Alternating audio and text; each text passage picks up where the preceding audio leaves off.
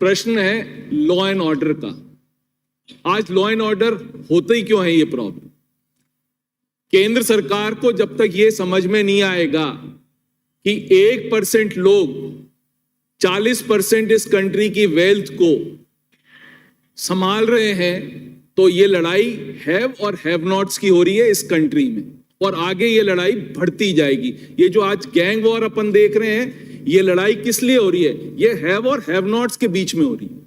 आपने एडवर्टाइजमेंट्स दे दे के कंज्यूमरिज्म को इस कंट्री में इतना फैलावा दे दिया कि आदमी लड़ रहा है कि मेरे पास तो ये पता पड़ा कुछ भी नहीं है, और अंबानी और अडानी के पास इस पूरी कंट्री की आपने वेल्थ दे दी।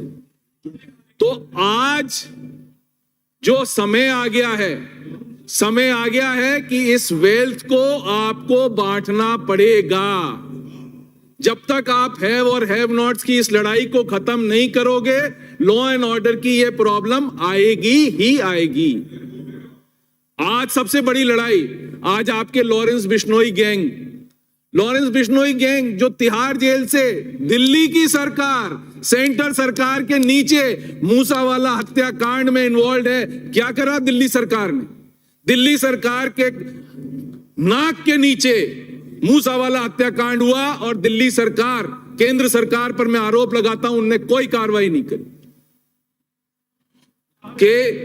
केंद्रीय जो आपकी तिहाड़ जेल है, वहीं से इसको ताने बाने को रचा गया। क्या एक्शन लिया? होम मिनिस्टर ने क्या एक्शन लिया? पता पड़ा उनको रिमांड पे लेने के लिए पंजाब सरकार के टांके खुल गए। उनको पंजाब सरकार लेने नहीं देना, भेजना चाह रही थी रिमांड के ऊपर। इसी तरह राजस्थान सरकार को बड़ी मुश्किल से रिमांड पे लेना पड़ा। ये हो क्यों रहा है? इस पर तो कोई बात ही नहीं कर रहा है। हो इसलिए रहा है कि हमारी केंद्र सरकार चंद हाथों में सिर्फ ये वेल्थ डालना चाहती है अपने दोस्तों के हाथ में। मित्रकाल चल रहा है। मित्रकाल चलेगा तो इस देश का यही हाल होगा। जहां पता पड़ा 7 दिन के अंदर 60% आपकी जो इरोड हो रही है अडानी जी की वेल्थ, 7 दिन के अंदर 60% वेल्थ इरोड होगी। 15,20,000 करोड़ जो उनकी वेल्थ थी, आज की डेट में वो 4,20,000 करोड़ होगी। और आज बैंकें कह रही हैं कि हमने इतना लोन दे दिया, हमें क्या पता था क्या हुआ। हर आदमी की LIC में केंद्र सरकार ने पैसा लगाया, और 75,000 करोड़ हम जैसे गरीब आदमियों का 75,000 करोड़ का वेल्थ LIC से साफ हो गई। ये लड़ाई तो और चलेगी सरकार से। ये हैव और हैव नॉट्स की लड़ाई चलेगी। अब जो पॉलिसी की बात जो आज सुबह हमारे स्पीकर साहब ने करी, पॉलिसी की बात पे मैं करना चाहूंगा कि हमारे को जो कमिश्नरेट सिस्टम चालू करा, आज जयपुर का कमिश्नरेट सिस्टम चालू हुआ, एक लोगों में भय हो गया जयपुर में कि गुंडागिर्दी करोगे तो कमिश्नरेट इतनी इफेक्टिव चल रही है कि वो आपको पकड़ के लेके आएगी। तो मेरा सरकार से रिक्वेस्ट है कि कोटा, चुप रहे, बीच में मत बोल, कोटा, उदयपुर, मैं डिमांड करता हूं सरकार से, कोटा और उदयपुर में कमिश्नरेट सिस्टम लागू करना चाहिए। और इसी तरह से जैसलमेर में आज सबसे बड़ा रेवेन्यू अर्नर कौन है? Tourism is your revenue earner. जब आपके पास टूरिज्म में रेवेन्यू कब आएगी? जब आदमी चाहता है कि वहां पर शांति मिले उसको। राजस्थान वैसे भी शांति प्रिय प्रदेश है। आज नहीं तो टूरिज्म वाले आपको एक वो दे देते हैं, भाई वहां मत जाना क्योंकि वहां पर प्रॉब्लम है, लॉ एंड ऑर्डर की सिचुएशन है, तो टूरिस्ट आपका वहां जाना बंद हो जाता है।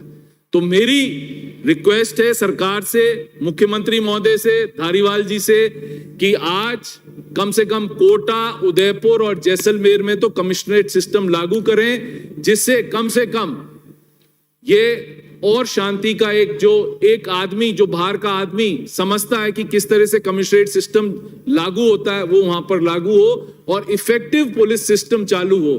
क्योंकि ये कोई जरूरी नहीं है कि इन छोटे जिलों में भी आपको कोई IG लेवल का या ADG लेवल का अफसर लगाने की जरूरत है। आप अपनी एक्ट में चेंज कर सकते हो। आप वहां पर भले ही SP लगा दो, वहां DIG लगा दो, उस एक्ट में आप चेंज कर दो। इट इज नॉट नेसेसरी कि आपको IG लेवल का ही आदमी वहां लगाना पड़ेगा। आप उस एक्ट को चेंज कर दो। वो आपके हाथ में उस एक्ट को चेंज करने का। आप विधानसभा में ले आओ, उसको कर दो, या अपने लेवल पर भी आप कर लो, तो कम से कम एक कमिश्नरेट सिस्टम लागू होगा, उससे पुलिस का इफेक्टिव सिस्टम चालू होगा। दूसरी चीज, आज प्रमोशन नहीं हो रही। आज गृह विभाग खुद नहीं समझ रहा, इन्हीं के या तो कांस्टेबल्स, हेड कांस्टेबल्स, एएसआईज आपस में प्रमोशन के लिए लड़ रहे। हमें ऐसा सिस्टम इजाद करना पड़ेगा, हमें डिपार्टमेंट का ऐसा सिस्टम इजाद करना पड़ेगा जहां हमारे को उनसे बात करके ये जो छोटे मोटे उनकी तकलीफ हैं वो दूर करके हमारे को प्रमोशन सिस्टम को एक स्ट्रीमलाइन मेथड से काम चालू करना पड़ेगा।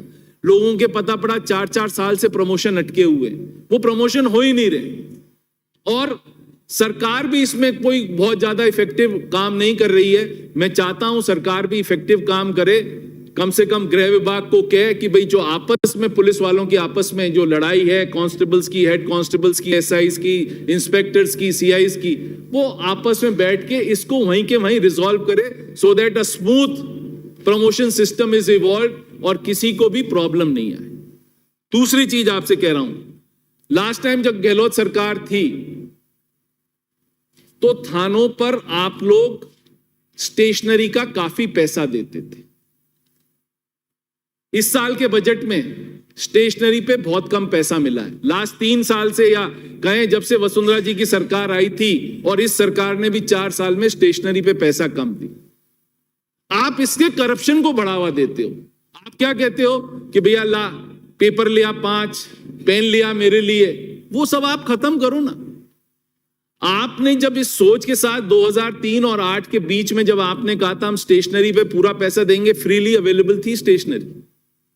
आज वापस उसका बजट कम करके आपने वापस उसी चीज को आप बढ़ावा दे रहे हो। तो मेरी दूसरी रिक्वेस्ट है सरकार से कि स्टेशनरी पे पैसा कम जो कम कर रखा है उसको बढ़ाया जाए। अब बात आई व्हीकल्स की। पुलिस में जो व्हीकल्स आपने दिए हैं, आप नए सिस्टम में तो नई व्हीकल्स दिए जा रहे हो, जो आपको एक्सपैंड करना है, पुलिस सिस्टम एक्सपैंड करना है, आपको नए जो भी नवाचार करने हैं उसमें तो आप व्हीकल्स दिए जा रहे हो। But what is happening to the old vehicles जो आपके थानों में पड़े हुए हैं? पता पड़ा उनकी एज बार हो गया है, वो कंडम हो गए हैं, फिर भी चेंज नहीं हो रहे। तो हमारे को 2 साल से जो पुलिस सिस्टम में आपको नए व्हीकल्स देने, जितने देने चाहिए थे उतने व्हीकल्स नहीं दिए गए। हमारे को वो चेंज करना पड़ेगा सिस्टम। हमारे को ओल्ड व्हीकल्स को कंडम घोषित करके हमें नए व्हीकल्स की हमारे को थानों पे देनी पड़ेगी, जिससे कि इफेक्टिव पुलिस सिस्टम चल सके। ये पुलिस के कुछ मुद्दे थे जो मेरे ध्यान में आए, और मैंने कहा कि भाई सरकार को कम से कम इन चीजों से हमें अवगत कराने की बहुत जरूरी है। दूसरी चीज कहता हूं, अभी मेरे यहां मेरी कॉन्स्टिट्यूंसी में ही साहब एक डकैती का मामला आया, बैंक में लूट हुई। मैं सिर्फ बताना चाह रहा हूं किस तरह से पुलिस सिस्टम ऑपरेट करता है। बैंक में डकैती हुई, डकैतों को पुलिस ने 3 घंटे के अंदर राउंड अप कर लिया, पकड़ लिया। उसमें 2 लड़कों ने, जो पुलिस मित्र थे, यहां पर कई लोगों ने पुलिस मित्रों की बुराइयां करी, पर जो लड़के 2 पुलिस मित्र थे, एक मानसिंह गुजर और एक प्रदीप सिकरवार, मेरे यहां से 2 लड़कों ने पुलिस से ज्यादा उनको पकड़ने में, उनके पीछे उनको चेस करा, अपनी मोटरसाइकिल से उन लड़कों को पकड़ने में मदद करी।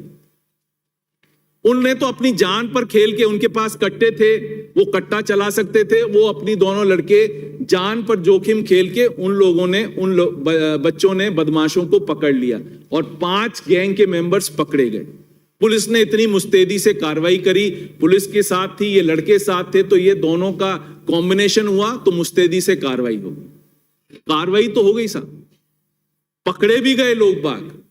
जिन लड़कों ने अपनी जान पर खेल के ये काम करा, जो पुलिस मित्रों ने जान पर खेलकर काम करा, मैं चाहता हूं उनको कम से कम आप होम गार्ड में एक नौकरी तो दो उन दोनों को। तो उससे कम से कम ये तो होगा कि जो व्यक्ति अपनी जान पर खेल के बदमाशों के पीछे भाग रहा है, कम से कम उनने उनको पकड़ा तो दे आर रिवॉर्डेड। तो ये एक माहौल बनेगा, गुंडों बदमाशों के खिलाफ एक नॉर्मल पब्लिक में एक माहौल बनेगा कि किस तरह से हम भी अपनी जान पे खेल के करेंगे तो क्या पता हमें भी पुरस्कृत होने का मौका मिल सकेगा।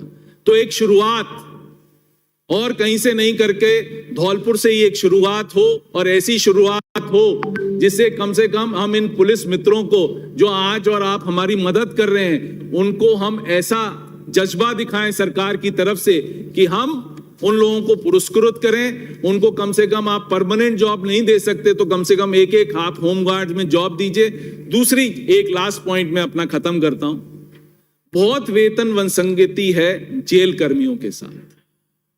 मैं चाहता हूं उनकी वेतन विसंगति का कुछ हल निकाले सरकार, बैठे उनसे बात करे किस तरह से वो वेतन विसंगति जो पुलिस और जेल कर्मियों के बीच में है उसको हम कम कर सकें, जिससे कि जो जेल पैरी हैं वो भी मुस्तैदी के साथ हमारे यहाँ नौकरी करते हैं, तो उनको हम किस तरह से कुछ कर सकें जिससे उनकी ये वेतन विसंगति का काम खत्म हो सके। आपने मुझे मौका दिया बोलने का, धन्यवाद साहब। अमृतलाल राम मीणा। राम।